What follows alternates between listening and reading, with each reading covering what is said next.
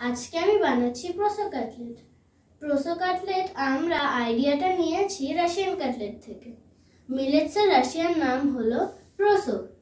Russian কাটলেটে chicken use করা হতো, কিন্তু আমরা এই প্রোসো কাটলেটে চিকেনের জায়গায় মিলেটস ইউজ করছি। মিলেটসে আছে অনেক ভালো ভালো জিনিস, যেমন প্রোটিন, কার্বোহাইড্রেট, ক্যালসিয়াম, আয়রন আর ভিটামিন B12। আমরা মিলেটস খেলে আমাদের হার্টও ভালো থাকবে, আমাদের নার্ভাস সিস্টেম ভালো হবে, আর আমরা ওয়েট লস জার্নিতে আমাদের হেল্পও হবে। তো চলুন আমরা রেসিপিটা শুরু করে দিই।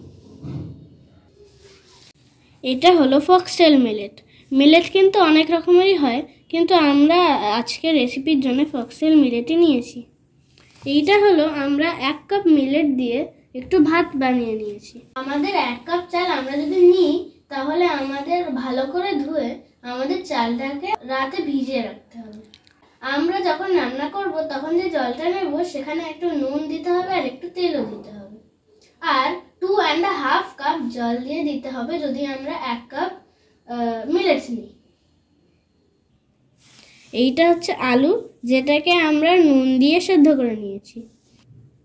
এখানে আছে গাজর, বিনস আর ক্যাপসিকাম। ফার্স্টে আমরা গ্যাসটাকে জ্বালিয়ে নেব।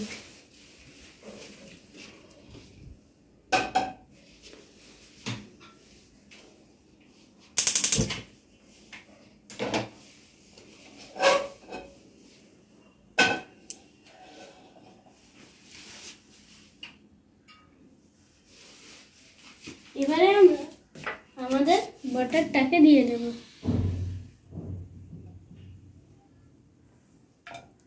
হলো 3 থেকে 4 চামচ বাটার। এখন আমি একটু নাড়িয়ে নেব।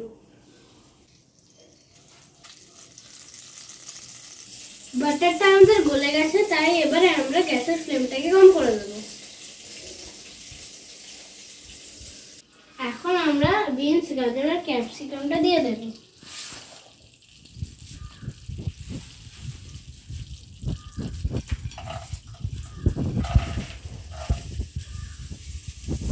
একটু নাড়িয়ে নেব। ফ্লেমটাকে একটু বাড়িয়ে দেব।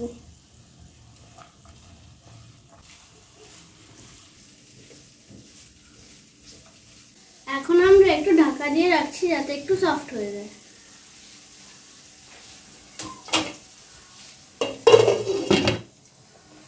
আমরা 3-4 মিনিট পরে আমরা কি হয়েছে দেখে নেব।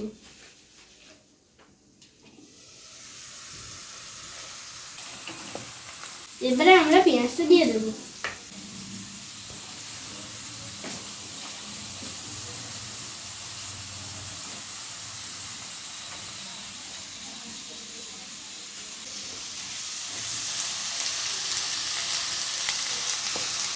আমরা একটু নুনটা দিয়ে দেব। এইখানে নুন,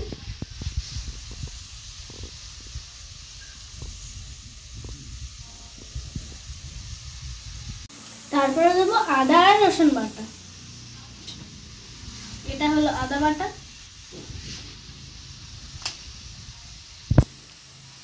আদা বাটা ছিল 2 চামচ আর রসুন বাটাটাও 2 চামচ।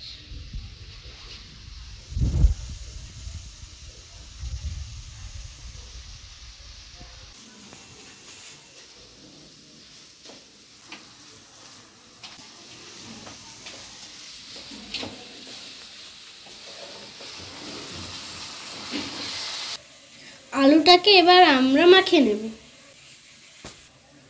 আলুটা আমাদের মাখানো হয়ে গেছে। আদা রসুনের আমাদের কাঁচা যে গন্ধটা আছে সেটা যখন চলে যাবে, তখন আমরা যে মিলেটের ভাতটা আমরা এতে দিয়ে দেব। এটা হলো আমাদের মিলেটের রাইসটা। এবার এটা আমরা এতে দিয়ে দেব।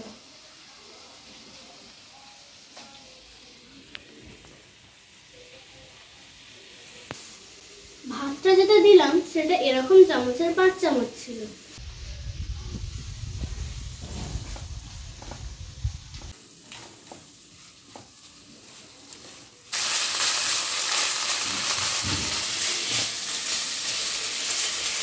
আমাদের সিদ্ধ ম্যাশ আলুটা দিয়ে দেব।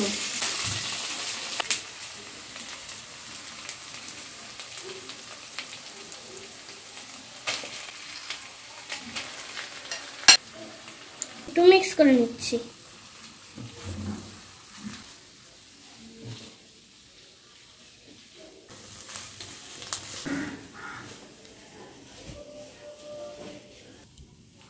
এটা হচ্ছে শুকনো লঙ্কার গুঁড়ো, এটা হচ্ছে গোলমরিচ, আর এটা হচ্ছে কাঁচা লঙ্কা। এবার আমরা এগুলো দিয়ে দিচ্ছি। লঙ্কার গুঁড়ো,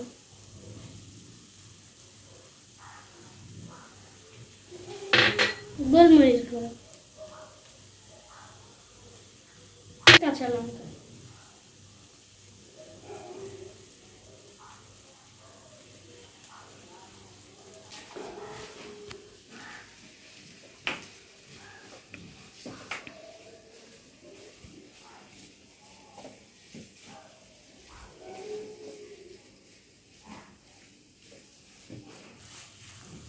এবারে আমরা ধনেপাতা কুচিটা দিয়ে দিচ্ছি।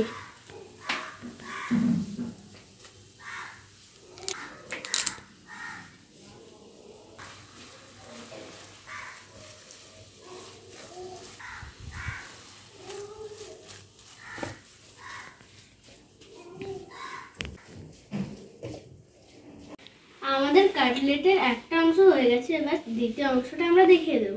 এখন আমি গ্যাসের ফ্লেমটাকে অফ করে দিচ্ছি। এবারে আমি আমার চিজগুলো গ্রেট করে নেব। ফার্স্ট চিজটাকে আমি গ্রেট করে নিচ্ছি।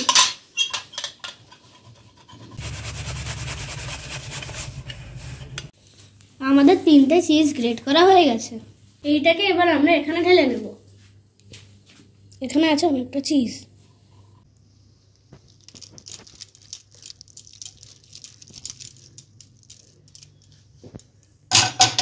আমরা চিজের সঙ্গে মিক্স করে নিচ্ছি।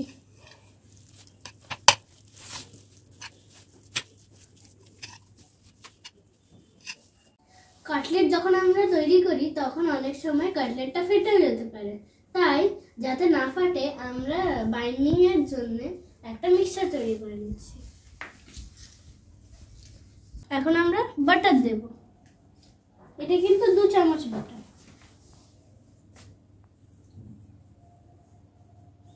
আমাদের ফ্লেমটা কিন্তু লোই আছে। এখন আমরা মেপে মেপে 2 চামচ ময়দা দিয়ে দিচ্ছি। এটা হলো 1 চামচ, এটা হলো 2 চামচ।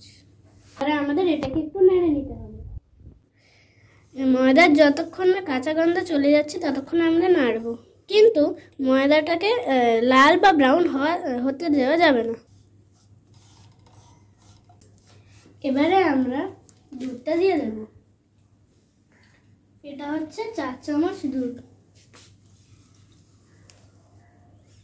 আমরা তাড়াতাড়ি করে নেড়ে নেব।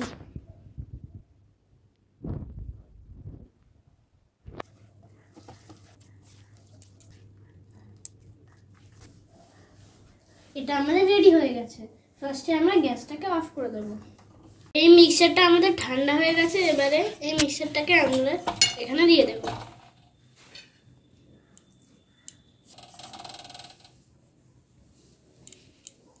এবার এটাকে আমরা মিক্স করে নেব। এই মিলেটটাকে আমরা সারা রাত ভিজিয়ে রেখেছিলাম। আমরা সব জল ঝরিয়ে নিয়েছি। আমরা টিস্যু পেপার দিয়ে জলটাকে সোক করে নিয়েছি। আমাদের এই মিলেটটা একদম কিন্তু ঝরঝরে আর ড্রাই হয়ে গেছে। এইটা হচ্ছে ময়দা, জল আর নুন দিয়ে একটা মিক্সচার, আর এটা হচ্ছে শুকনো ময়দা। এখানে আছে আমাদের সিমাই। এইটা আমরা এখানে ঢেলে নেব।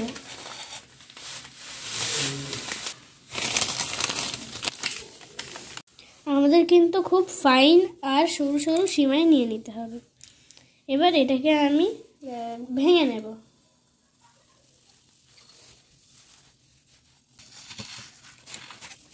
আমরা সিমাইটাকে টুকরো টুকরো করে ভেঙে নিয়েছি। কাটলেট বানানোটা আমরা এবার শুরু করছি। প্রথমে এটাকে গোল করে নিতে হবে। এবারে এটাকে নিয়ে আমরা একটু চ্যাপ্টা করে নেব, আর এটাকে এবারে ওভাল শেপের বানাতে হবে।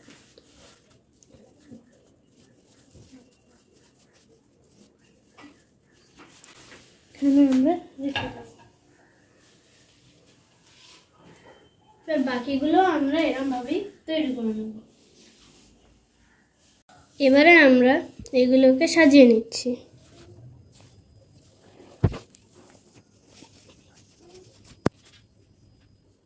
আমাদের এটা করা হয়ে গেছে। এবারে আমরা এগুলোকে কোট করে নেব। এবারে আমি কোটটা করে নিচ্ছি। ফার্স্টে শুকনো ময়দাতে দিতে হবে, একটু ঝেড়ে নেব, তারপরে এখানে দিতে হবে।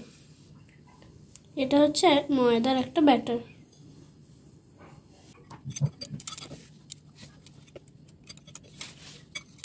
এই ময়দার ব্যাটার থেকে আমরা তুলে নিয়ে এবারে এখানে দিয়ে দিচ্ছি। এবারে এটা সিমুই দিয়ে কভার করে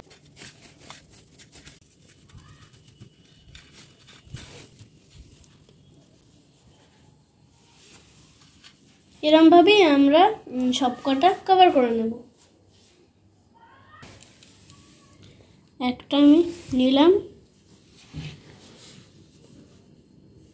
এটা শুকনো ময়দাটা দিয়ে দিলাম,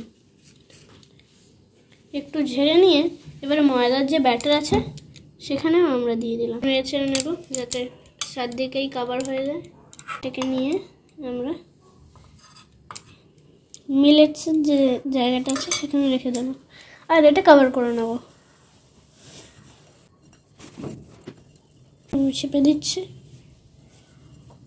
এবারে এটাকে আমরা তুলে নিয়ে এখানে রেখে দেব। বড় আর লম্বা যে কাটলেটগুলো আছে সেগুলো আমরা ডিফারেন্ট ভাবে করে কভার করে নেব।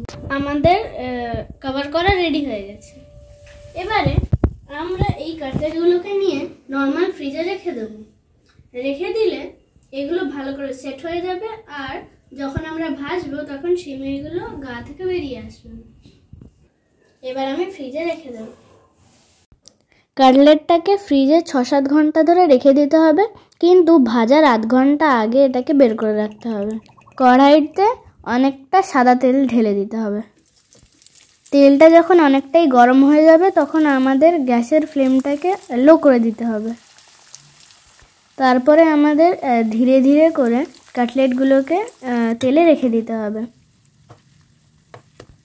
দুদিক লাল লাল না হওয়া পর্যন্ত আমাদেরকে কাটলেটগুলোকে ভাজতে হবে লো ফ্লেমে। কাটলেটগুলো যখন ভালো করে ভাজা হয়ে যাবে তখন আমাদের 2 মিনিটের জন্য হাই ফ্লেম করে দিতে হবে আর তারপরে তেলটা ঝরিয়ে নিয়ে আমাদের একটা পাত্রে তুলে নিতে হবে। মিলেট কোটিং দেওয়া কাটলেটগুলো আমি একইভাবে ভেজে নিচ্ছি। তৈরি হয়ে গেছে আমার প্রোসো কাটলেট এবং আমি এইটাকে অনেক ভালোভাবে গার্নিশও করে নিয়েছি।